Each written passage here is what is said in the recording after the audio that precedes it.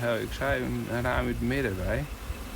In de bijtjes die binnen net zo blij, want dat is heel kort. De nationale bijentelling had het Aarone weekend weer west. Alle jaren gaan de meesten de tuin in om bijen te zieken. Vraag is waarom ze dat doen.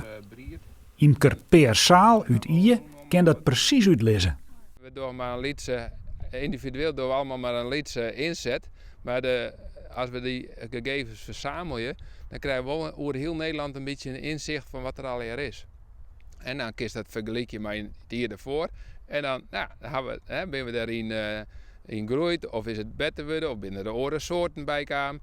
En ik met deze oren hier voel het mij wel op in de simmer dat er samen protte verschillende soorten hommeltjes wien bij ons op het dorp. En dat verschilt per dorp. En daar ga ik net als imker invloed op hoorn, maar dat weer wel heel mooi om te zien. Het was net zo makkelijk om de bijen het Aarone weekend te tellen.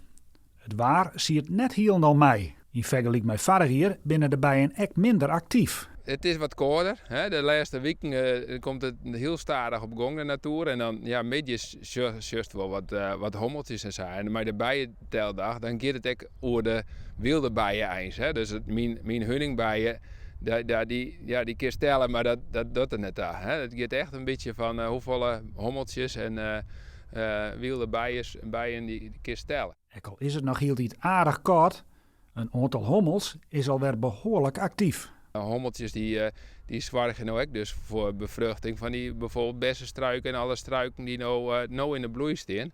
En hommels die vleenen ook bij koudere temperaturen dan de hunningbij zit. Maar dus die binnen ook al heel warmer aan de gang, hele dag en ook in het voorjaar. Dus die hadden net zo volle moeite met de kelt.